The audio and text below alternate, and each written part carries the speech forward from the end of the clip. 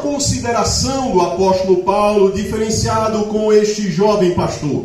Quando é dito jovem, nós logo pensamos em alguém entre 18 e 25 anos. Mas na cultura da época, alguém que era dito como jovem tinha faixa etária entre 30 e 40 anos. Então, Timóteo, ele tinha aproximadamente esta data, estava assumindo uma grande responsabilidade. Que responsabilidade era esta? Era a responsabilidade de estar na igreja que era a capital da Ásia Menor, a igreja de Éfeso, a qual o próprio apóstolo Paulo havia exercido o ministério e ensinado durante 2 anos através da palavra de Deus, formando o caráter de Cristo em cada um dos cristãos que estavam ali naquele local. A igreja estava passando por dificuldades nesta ocasião, e pense você na responsabilidade deste jovem pastor assumir uma igreja que o apóstolo Paulo e posteriormente o apóstolo João exerceriam o ministério pastoral. Existiam muitas dificuldades presentes, mas também o próprio Timóteo passava por desafios. Nós sabemos algumas características apresentadas na própria carta. Primeiramente, ele era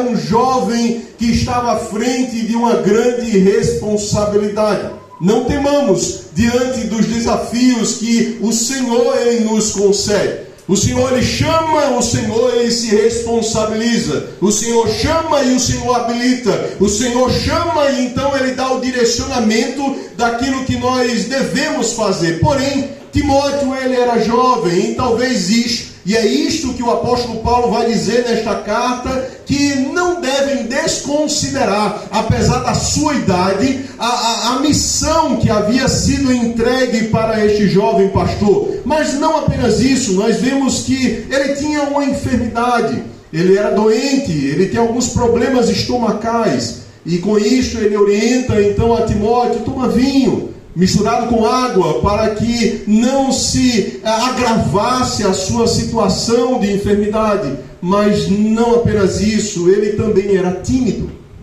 Era uma pessoa que estava à frente de uma grande igreja, assumindo uma responsabilidade muito grande, e ele tinha esses desafios físicos, emocionais, e ele tinha que enfrentar a responsabilidade de uma igreja. E é sobre esta dinâmica que o apóstolo Paulo, aos momentos finais da sua vida, agora em uma masmorra, preso em Roma, aguardando a sua morte, a sua decapitação, ele escreve esta carta para falar ao coração de Timóteo.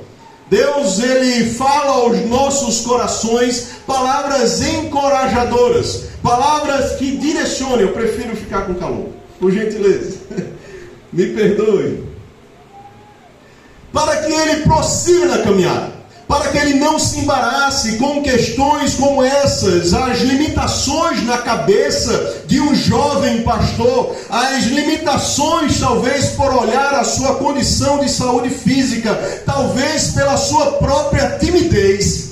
Enfrentar o desafio de estar à frente do rebanho do Senhor talvez fossem impossibilidades diante dos seus olhos. Diante dos nossos olhos, muitas impossibilidades podem se apresentar, mas também é certo uma coisa: o Deus que nos chamou, ele permanece conosco diante do desafio do ministério. O ministério é um privilégio, juntamente com os seus desafios, eles nos habilitam para termos um caráter. E é nesta mesma carta que o apóstolo Paulo então vai exortar a Timóteo: olha, procura apresentar-te a Deus aprovado, e como obreiro que não tem de que se envergonhar, mas que maneja bem a palavra da verdade. A palavra então é o fundamento que deve conduzir as nossas vidas para uma atitude de obediência, para uma sujeição ao Espírito Santo, e não temendo as adversidades que se apresentam no ministério.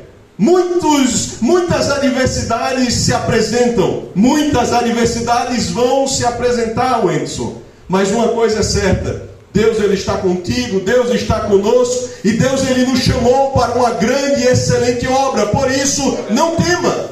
Não tema Timóteo, não tema Messias, não tema Tarsis, não tema homem que foi chamado para um papel de excelência, porque Deus ele te chamou para uma grande obra, e diante desta grande obra Ele irá te capacitar para você executá-la. E nós observamos aqui que existiam algumas dificuldades na igreja local, como já mencionado. A primeira questão que nós observamos está no versículo 8 do capítulo 1. Portanto, não te envergonhes do testemunho de nosso Senhor, nem de mim que sou seu prisioneiro. Antes, participa comigo das aflições do Evangelho segundo o poder de Deus. Se o apóstolo Paulo está escrevendo para Timóteo, dizendo não te envergonhes, é porque o Timóteo estava envergonhado. Quer seja da situação de cadeias de Paulo, quer seja do próprio Evangelho diante daquelas adversidades, Timóteo estava se envergonhando. Era a primeira característica, evidente, um problema que se passava naquela igreja. Depois nós vemos no versículo 15, ainda do capítulo 1, bem sabes isto, que todos os que estão na Ásia me abandonaram, entre eles Figelo e Hermógenes.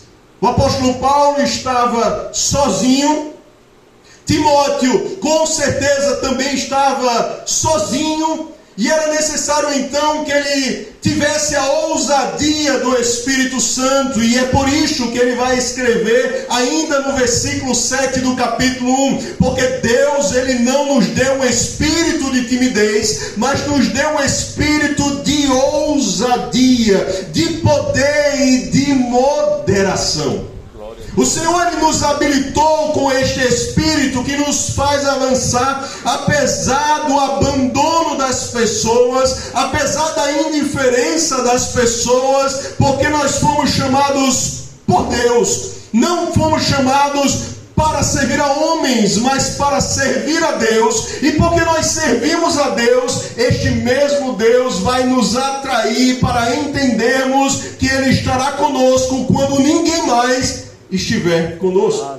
Deus estará com você na sua missão. Deus estará com você em seu ministério. Deus ele está conosco hoje. Momentos de bonança, mas sobretudo momentos de adversidade. Momentos em que tudo parece estar bem, mas momentos em que nós estamos como que no vale da sombra da morte. É lá que nós não temeremos mal algum, porque Ele está conosco. Ele é o nosso socorro bem presente na hora da angústia. E que, portanto, Timóteo, apesar de todo o isolamento, apesar de todo o sofrimento, vale a pena servir a Deus. Todos me abandonaram, talvez todos tenham te abandonado. Este é um problema humanamente falando, mas as causas espirituais nós não resolvemos com a razão, resolvemos em oração e em dependência do Espírito Santo.